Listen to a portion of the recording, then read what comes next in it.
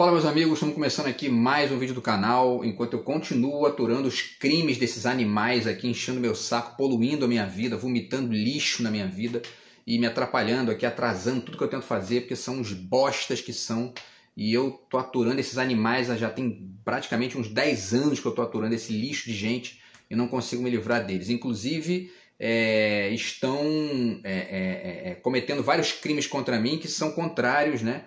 Que são contra esses direitos humanos que eu vou falar hoje aqui, tá? Porque o tema de hoje é esse, tá? São os 75 anos da Declaração Universal dos Direitos do Homem, tá? Uma declaração que foi feita em 1948 e que estamos completando, completamos anteontem, né? No dia 10 de dezembro desse ano 2023, na verdade o mesmo dia da comemoração do Prêmio Nobel do Saramago, né? Então eu fiz o vídeo sobre o Prêmio Nobel ontem e estou trazendo para vocês hoje aqui esse vídeo sobre os 75 anos da Declaração Universal dos Direitos do Homem, tá? Então a gente vai falar um pouquinho sobre isso, um pouquinho dessa história rapidamente aí, citar, né? Vou falar um pouco aqui sobre os direitos, que direitos são esses, tá? São 30, e enfim, fazer comentários também sobre cada um deles. Se não der tempo até de fazer tudo hoje, a gente faz 2 vídeos, não tem problema. E também fazer menção a alguns problemas que a gente segue vivendo no mundo de hoje e que tem conexão com essa discussão dos direitos humanos, tanto no nível da ONU quanto no nível mesmo dos países, né, e das localidades, cidades, enfim, estados que acabam incorporando essas questões de uma maneira ou de outra, tá? Então, antes eu já deixo para vocês mais uma vez aqui, tá, a dica do meu livro aqui, o Do Outro Lado de Cá, que é meu livro de poemas, meu 3º livro de poemas, meu 5º pela Multifoco e o meu 9º livro no total, tá?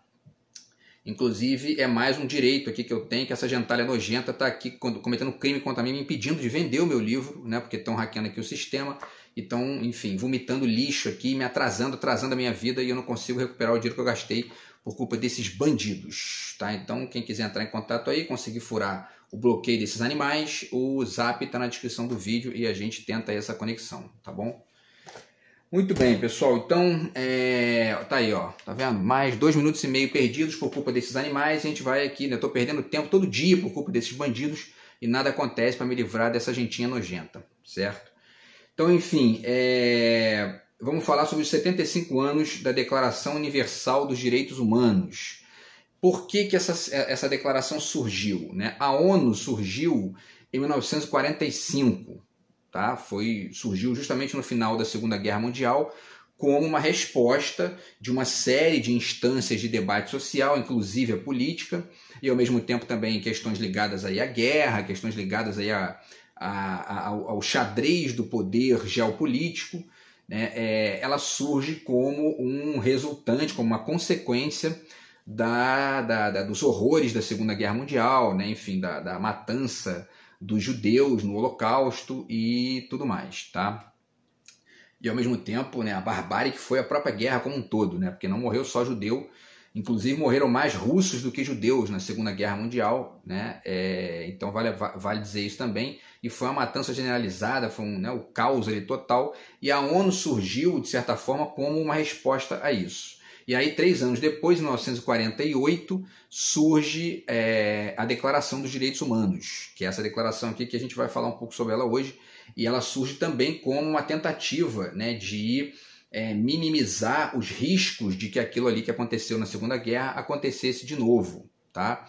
Ao mesmo tempo, ao longo desse tempo todo, desses 75 anos, a gente teve uma série de eventos que colocaram em xeque isso e, ao mesmo tempo, trouxeram de novo para o primeiro plano a necessidade de discutir e rediscutir essas questões todo dia, né? Então, a gente está vendo aí agora o que está acontecendo na Palestina, né?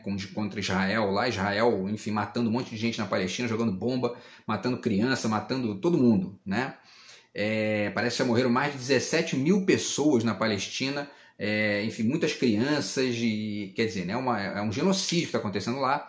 E naquele mesmo período em que surgiu a Declaração Universal dos Direitos Humanos, acontecia também a invasão de Israel na Palestina, né, que foi um acordo que foi tentado lá na ONU, acordo meio tosco, né, que dava a Israel o direito de invadir aquele lugar e ficar com uma parte daquilo ali. Os palestinos não concordaram, os árabes não concordaram, aconteceu uma guerra e morreu um monte de gente também e tal. Então, quer dizer, essa declaração ela já surgiu num ambiente belicoso, num ambiente de guerra, um ambiente problemático ali entre a Palestina e Israel. E aí, ao longo do restante do século XX, início do século XXI, a gente teve aí vários e vários eventos que, enfim, que confrontaram isso aqui, né? Então, todas as guerras que aconteceram desde aquela época, né? A própria Guerra Fria, a Guerra do Vietnã, Guerra da Coreia, Guerra do Afeganistão, e aí depois a Guerra do Iraque, a Guerra do Iraque I, Guerra do Iraque II, as várias guerras da Líbia, várias e várias, né, guerras na África também, o neocolonialismo, né, que acabou perdurando aí também em vários países até a década de 70, na África, né? Quer dizer, depois da Declaração dos Direitos Humanos, em 48, vários países continuaram sendo colônias, né? Enfim, teve ditadura militar na América Latina na década de 60, 70, uma matança também, né, bizarra, perdas de direitos e liberdade. Então, quer dizer, nesse inteirinho aí a gente teve várias e várias situações que a gente tem que estar o tempo todo discutindo e rediscutindo para que elas sirvam de exemplos, né, de quem é inimigo desses direitos humanos e quem não é. Tá? E aí nesse início do século XXI também tivemos aí, né, teve o atentado das Torres Gêmeas do World Trade Center lá em 2001, depois a guerra do Afeganistão e do Iraque que não, injustificadas, né? E enfim, outras guerras que aconteceram nesse período, e agora também a gente está tendo lá a guerra na Ucrânia, a guerra, né, na Palestina e em Israel. Então, quer dizer, muita coisa bizarra aí que vai contra os direitos humanos, que vai contra essa tendência civilizante, civilizatória, né, da ONU e dessa declaração, tá? Inclusive, parênteses aqui já, né, que vale dizer, essa questão do Oriente Médio é uma questão das mais sérias envolvidas nisso aqui, das mais difíceis, né? Porque se por um lado os povos árabes, a partir da sua conexão muito, né, enfim, arraigada com a religião, que é lá praticamente a instância de Estado lá, né? Eles produzem ali uma série de cenários nas quais vários desses direitos aqui não são cumpridos. Por outro, os Estados Unidos e os países, né, do poder ocidental têm sistematicamente invadido países ali nas décadas seguintes a essa declaração, a partir de uma premissa que na superfície, né, fica dito como se fosse luta por direitos humanos, por melhorar ali as instâncias de vida e de liberdade das pessoas, só que, né, por baixo dos panos, no fundo, não é outra coisa senão ampliar os interesses de mercado daqueles lugares lá e dos seus empresários mega poderosos que bancam, né, enfim, o governo e o exército e tudo mais, né? Então, uma das pessoas que toca nesse ponto de maneira bem rica e complexa é o Slavoj Žižek, né, o filósofo esloveno. Ele tem um artigo que está na internet, eu vou tentar deixar o link para vocês aí também, e vou atualizar os restantes que eu não fiz ainda, que eu não consigo. Tem muitas coisas que eu não estou conseguindo fazer aqui por culpa desses animais. Então, uma delas é essa, né, de estar todo dia botando os links aí, porque isso às vezes eu esqueço aqui por culpa desse absurdo que eu estou vivendo. Mas o fato é que o Žižek, nesse artigo que se chama Contra os Direitos Humanos, tá? Ele defende a ideia de que essa questão dos direitos humanos ela é bem ambivalente, né, para dizer o mínimo. Porque ela, se por um lado ela abre ali uma série de discussões interessantes, por outro, ela muitas vezes, essa declaração, né, dos direitos humanos, muitas vezes serve como álibi para países como os Estados Unidos, enfim, né, e outras figuras, Inglaterra e tal, invadam países sob a justificativa de levar direitos humanos para as pessoas, à revelia daquele povo e à revelia daquela cultura. Nós também vamos discutir isso aqui no vídeo de hoje, essa ambivalência, né, do que até onde vai a tolerância com os rituais culturais de um outro lugar, o quanto que alguns rituais de uma outra cultura acabam parecendo afronta aos direitos humanos para uma cultura ocidental, mas não são para eles lá no Oriente. Então tudo isso é muito discutido, tá? E tem a ver com a questão dos direitos humanos, tá? Então vamos lá, pessoal, rapidinho, tá? Para a gente poder resumir a história rápida. Eu já falei aqui, né, que surgiu em 1948 na ONU, era o terceiro ano de existência da ONU, e essa declaração foi feita e foi apresentada para o mundo, né, na sessão da Assembleia Geral da ONU em Paris, na França, tá? Em 1948. Na época tinha mais ou menos, a ONU tinha mais ou menos 50 e poucos países, tá? Uma coisa assim, tá? E foi se ampliando, aí hoje quase todos os países do mundo fazem parte da ONU, tá? E aí esses direitos acabam incidindo de maneira direta ou indireta em todos eles, certo? Então, pessoal, eu vou lendo aqui para vocês alguns direitos e também vou citar alguns livros que falam sobre questões ligadas aqui a a todos esses temas aqui. E como eu falei, se não der tempo de falar tudo hoje, a gente faz mais um vídeo aqui para falar sobre o restante, tá? Sem problemas. O primeiro... Então são 30, né? São 30 direitos, tá? Uma declaração de 30 direitos, e eu vou resumir aqui, né, os textos. O primeiro direito: nasci livre e igual todos, igual a todos, né? E todos os seres humanos devem ser tratados da mesma forma, né? Então já vale aqui um comentário em relação a esse primeiro, né? Porque obviamente que nem todo mundo nasce livre, nem todo mundo nasce igual, né? Esse aqui é um parâmetro, como se fosse um parâmetro utópico, né? E é a utopia que move essas tentativas da gente de melhorar, de civilizar o debate, civilizar as relações humanas, as relações entre as culturas, entre as pessoas, né? Então, obviamente que o sujeito que nasce numa favela, né, com ali uma série de problemas até sanitários ali, às vezes não tem nem água encanada para beber, ele não nasce igual a um sujeito que nasce numa mansão na Avenida Paulista, né, enfim, num bairro lá no bairro dos ricos, lá em São Paulo. Então, evidentemente que existe uma diferença radical, então não é assim, as pessoas não nascem iguais. Agora, então é interessante sempre na hora que a gente for debater esse assunto, a gente ponderar esses dois lados, né? Por um lado, é importante que isso exista como parâmetro utópico, quer dizer, todo mundo nasce igual, pelo menos em tese, né? Para que isso sirva como uma espécie de norteador de minimizar as desigualdades econômicas, as desigualdades sociais e tudo mais. Agora, por outro, é preciso apresentar aonde estão essas diferenças para que isso não fique como uma espécie de... né, enfim, uma espécie de utopia vazia e muitas vezes alienante. Porque se a frase fica solta, sem a reflexão constante, muita gente diz, mas todo mundo nasce igual. Isso aqui muitas vezes serve até como argumento para um canalha, um perverso, ficar ali sustentando a desigualdade, né? Então é importante ponderar isso aí, esses dois lados da moeda, né? Por um lado, essa questão genérica, né? Tomar todo mundo como igual enquanto ser humano de maneira genérica é interessante, importante, civilizatório, etc. Por outro, é preciso não cair na ingenuidade de achar que isso resume a coisa toda. É preciso ir discutindo essas desigualdades, enfim, para poder não eliminar isso, né? Porque não tem como eliminar. Porque mesmo que a gente conseguisse, né, ou consiga eliminar todas as diferenças econômicas entre as pessoas, ainda vai haver as diferenças culturais, ainda vão existir as diferenças até mesmo, né, enfim, de aparência, as diferenças de tudo, né, porque todos os seres humanos são diferentes também entre si. Então é uma questão complexa e que demanda aí uma reflexão constante, o debate constante desses pontos, tá? Segundo direito, né? Esses direitos valem independente de sexo, raça, língua, religião, posição social, etc. É mais uma tentativa de minimizar essas diferenças que eu acabei de dizer, né? A declaração compreende que todo mundo nasce igual, porém existem, né, diferenças de sexo, de raça, de língua. Essa ideia até de raça aqui já não é mais muito utilizada.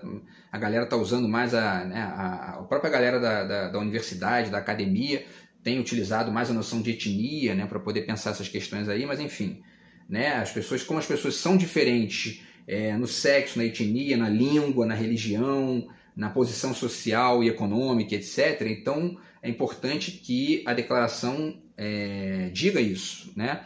O que diz aqui no segundo direito, que é esse, né? Esses direitos valem independente dessas diferenças, tá? O terceiro, tem o direito à vida e a viver em liberdade e segurança, né? E aí entra mais uma questão, né? Porque tem um monte de gente que vive na insegurança diária, ou porque estão ali em locais, né, enfim, cercados de violência. Quando não são violências de traficantes, são violências de policiais. Quando não são violências de policiais nem traficantes, são de milicianos, que são os dois, né? Ou então são perseguidos, sofrem ali violências em uma série de aspectos, tá? E aí tem a sua liberdade de fato tolhida e atacada, tá? Então, por exemplo, quando a gente tem a discussão do passe livre, como aconteceu aí no Brasil nos últimos anos, e agora parece que o prefeito de São Paulo aderiu ao passe livre para o domingo, né? É uma discussão sobre a liberdade, né? A discussão sobre a liberdade de ir e vir, sobre a possibilidade das pessoas se movimentarem na cidade, né? Enfim, poder acessar aí os locais públicos e, enfim, todas as conquistas aí civilizatórias para poder ir melhorando sempre, né? Inclusive isso aqui se articula com outros direitos que a gente vai falar aqui também, tá? Então vamos lá, quarto direito, ninguém pode escravizar ninguém, né? Essa é a questão, ninguém pode escravizar, nem pode ser escravizado. E aí a gente teve no Brasil agora, só esse ano de 2023 parece, teve mais ou menos uns 400 e poucos casos em um ano de gente descoberta aí no interior do país trabalhando de maneira escrava ou semi-escrava, né? Então, e aí podem pesquisar bonitinho que a maioria esmagadora, se não todos esses que escravizam, são direitistas, bolsonaristas em muitos casos, né? O que é preciso discutir isso para ver de onde vem essa sensação, de onde vem aí essa tendência, né, a escravizar o outro, né? Essa tendência a escravizar o outro vem da direita, sempre da direita, né? E claro que nem todo mundo de direita é assim, mas todos os que são assim são de direita, parece que é bem por aí, né?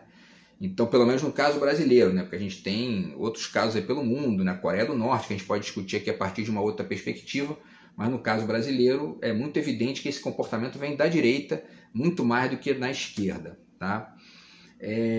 Bom, e aí, pessoal, na verdade, voltando aqui à questão do terceiro, né, que fala sobre a questão da liberdade e da segurança, faltou dizer um negócio importante aqui também para vocês, tá? Eu estava pesquisando aqui que eu tenho esse livro chamado Direitos Humanos, Temas e Perspectivas, tá? Que é um trabalho de 2001 feito, eu estava na faculdade nessa época aqui, quando eu comprei esse livro, e é um trabalho que fala sobre, é um trabalho feito pela Associação Brasileira de Direitos Humanos e Antropologia, acho que é isso, é a ABA, Associação Brasileira de Antropologia, né? Discutindo a questão dos direitos humanos. E tem vários textos interessantes aqui, falando não só sobre a declaração, né, em si, mas sobre temas adjuntos, a Comissão de Direitos Humanos, porque essas comissões de direitos humanos que foram surgindo nos países e, no caso brasileiro, até nas próprias prefeituras, governos estaduais, etc., são um reflexo e uma ampliação dessa discussão aqui da ONU, né? E aí fala sobre vários temas aqui, sobre a questão, né, da violência, né, da questão da justiça, diferenças entre o meio rural e o meio urbano, a questão dos meninos de rua, né, a violência policial, né, que também aparece muito aqui, que mais, né? Vamos ver aqui a questão da consciência política e os evangélicos, né, que já naquele momento ali já estavam crescendo pra caramba no Brasil. Eu lembro vocês que o livro é de 2001, e a questão do papel da mídia nesse debate também. E aí, pessoal, vale citar aqui uma frase do Inácio Cano, né? Já falei dele aqui em outros vídeos com um livro dele aqui sobre violência que eu tenho, que eu acho importante aqui porque tem muito a ver com a maneira como pensa a direita no Brasil e a polícia, né? Essa questão dos direitos humanos é muito ligada a isso, tem muita conexão com isso aí, e o bolsonarismo evoluiu nos últimos anos no Brasil como uma espécie de perspectiva contrária aos direitos humanos a partir de uma perspectiva meio que míope, né, e violenta e desconectada, né, dessa discussão ampla dos direitos humanos da ONU aí, tá? E aí lá em 2001, né, o Inácio Cano já falava o seguinte aqui, ó, vocês vão ver que tem muito a ver com o que a gente está vivendo hoje E isso aqui é, hoje, isso que ele vai dizer que eu vou citar para vocês, é algo que está radicalizado hoje pelo bolsonarismo. Tá aqui na página 117, o nome do artigo dele é Nós e Eles, Direitos Humanos, a Polícia e a Visão Dicotômica da Sociedade, tá? Que hoje a gente está aí, né, com essa discussão da polarização, que eu vou tentar fazer um vídeo sobre isso também nos próximos dias. Enfim, ele fala o seguinte aqui, está no segundo parágrafo. O que os defensores dos direitos humanos propomos, ele se inclui, né, fundamentalmente, é que a lei seja cumprida, o que não acontece hoje no Brasil. O jornal Globo, de 17/10 do ano 2000, contém um artigo de um velho conhecido nosso, um oficial da PM da linha dura, dizendo que o problema da violência, especialmente contra os policiais, é que existe, abre aspas, muita compaixão com o bandido. Tá? Então, com os bandidos, né, que ele fala. Então, isso aqui é a opinião de um policial no ano de 2001, dizendo naquele momento ali que o problema da violência é que havia muita compaixão com os bandidos. Né? É uma tese da direita. Então, vamos continuar aqui o que ele diz. Aí o Inácio Cano continua. Né? Então, o nosso problema seria a compaixão. Temos muita compaixão com os bandidos. Né? No entanto, somos um país onde o número de pessoas mortas pela polícia é provavelmente o mais alto do mundo. E é isso aí mesmo. Se não é o mais alto, é um dos dois ali, só perde para o México, talvez, mas é um dos dois mais altos do mundo. A polícia no Brasil é a que mais mata no mundo e é a que mais morre. Né? E aí diz, né? No entanto, somos um país onde o número de pessoas mortas pela polícia é provavelmente o mais alto do mundo. Temos uma tradição de confronto armado em favelas, particularmente. E naquele momento ali, as milícias não tinham ainda nem sido, né, se transformado na coisa protagonista. Né? Hoje tem até deputado bolsominion querendo legalizar as milícias. É um negócio assim inacreditável. Né? Enfim, ele continua. Temos uma tradição de confronto armado em favelas, particularmente. Os dados mostram que a polícia do Rio de Janeiro chegou a matar durante vários anos, em média, uma pessoa por dia. Uma pessoa por dia. Mas o nosso problema seria a compaixão que temos pelos bandidos. Porra, né? Então, se a gente tem compaixão pelos bandidos e a polícia mata uma pessoa por dia, uma pessoa todo dia, imagina se não tivesse compaixão. Né? E aí ele finaliza. Basta olharmos para a dramática situação dentro das prisões, enfim, tudo demonstra, aspas, compaixão pelos bandidos, segundo esse tenente da Polícia Militar. Tá? Isso demonstra, dentre outras coisas, na verdade, uma diferença radical de pensamento da direita para a esquerda. O pensamento da direita, né, essa fala desse sujeito aqui, que escreveu esse artigo lá no ano de 2001, esse tenente aqui que é citado pelo Inácio Cano, hoje essa visão é até muito mais fácil de verificar isso aí, porque hoje tem a internet, né? Essa gente verbaliza isso todo dia pelas redes sociais. Eu canso de ver, entro nos videozinhos lá do Reels, ou enfim, né, dos stories ali do Facebook, do Instagram, e quando é algum que tem algum tipo de briga, de violência e tal, volta e meia tem um sujeito ali que você vai ver, tem uma caveira lá, ou tá ligado à polícia, e faz um comentário do tipo, se fosse um petista eu acabava com ele, ou blá blá blá. Quer dizer, né, é uma gente que tem a violência como regra, como norte ali de comportamento. Tá? E aí, essa visão aqui, ela reflete uma diferença fundamental da perspectiva da direita e da esquerda em relação aos direitos humanos. Por quê? Porque a gente percebe, né, que o pensamento da direita é o seguinte, tem que matar bandido. Bandido bom é bandido morto, tem que armar todo mundo para as pessoas se protegerem, quiser me roubar eu dou tiro, como se esse cenário resolvesse a questão da violência. Não interessa, para eles não interessa resolver a violência. Interessa de maneira imediatista, simplória e medíocre resolver as questões particulares de quem pode. Quem não pode, dane-se. Entendeu? E essa gente está disputando poder no Estado, que é um lugar que não pode pensar assim, porque pelo simples fato que isso não resolve. Né? Os índices de violência aumentam, os índices de mortes por acidente envolvendo armas de fogo aumentam, e isso, do ponto de vista social, não resolve. É o modelo carcerário, o modelo prisional, o modelo policial dos Estados Unidos, que lá neles não resolve também, do ponto de vista social. Deixo para vocês a dica aqui mais uma vez do documentário do Michael Moore, que é o O Invasor Americano, está aqui disponível no YouTube, de graça, legendado, tá, para quem quiser. Então, enfim, lá eles têm uma taxa de reincidência de crime de 70 e tantos %. Quer dizer, o sujeito vai preso, vai para a cadeia, passa lá o tempo na cadeia apanhando, sofrendo violência, enfim, né, os policiais são extremamente violentos, a lógica prisional é tida não como um processo de ressocialização, mas de vingança, né? E tudo isso gera o quê? Um sujeito que sai dali pior do que ele entrou.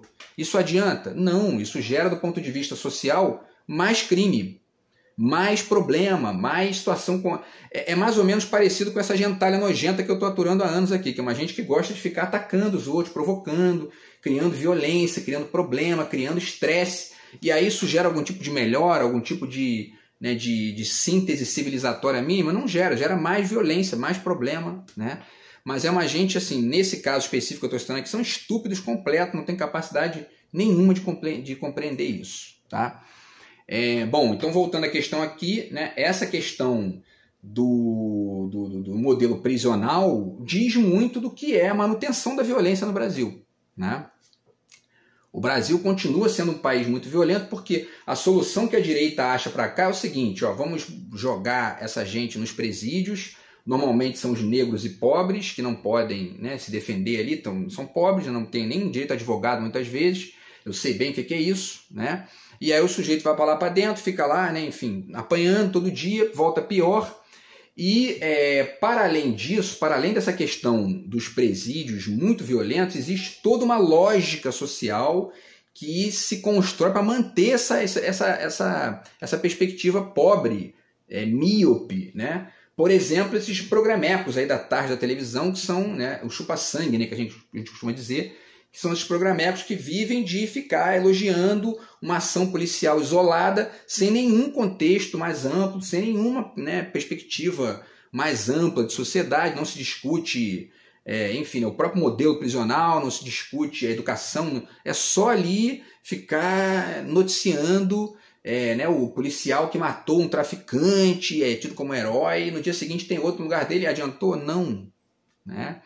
Mas eles estão ganhando muito dinheiro ali com propaganda e com a adesão de um certo imaginário ingênuo da classe média, da maioria, que acha muito bonitinho isso aí, porque é isso aí, né? Tem que matar bandido. Eu tenho conhecidos meus que tem ali no Instagram que ficam publicando essas coisas, né? Estão publicando isso há 20, 30 anos e não adianta nada, não muda, né? Os números estatísticos não mudam, né?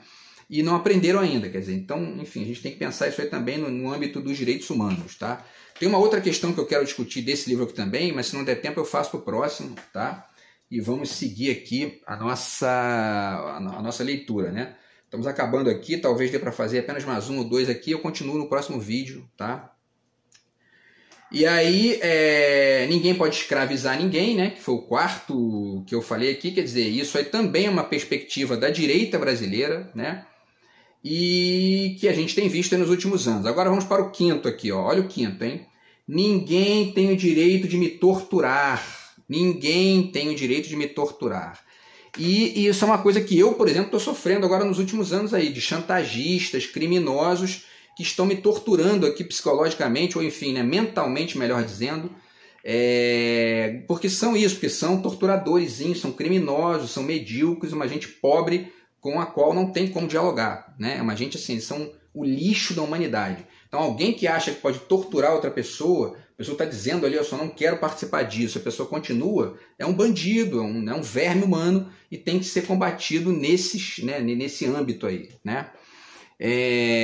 Então, quer dizer, né, esse é o quinto direito aqui, né? Ninguém tem o direito de me torturar, né? É o quinto direito dos 30, tá? da Declaração Universal dos Direitos do Homem, que nós estamos completando 75 anos agora, no domingo, né? Aliás, no último dia 10, né? Que foi sábado, se não me engano, tá? Então, pessoal, enfim, a gente vai continuar aqui, tá? Vamos ter que parar agora aqui porque, né, o tempo acabou do vídeo. A gente continua, tá? No próximo vídeo de amanhã eu continuo com essa lista aqui para depois passar para um outro tema, tá? No vídeo seguinte, beleza? Então é isso. Grande abraço aí, tamo junto, fui.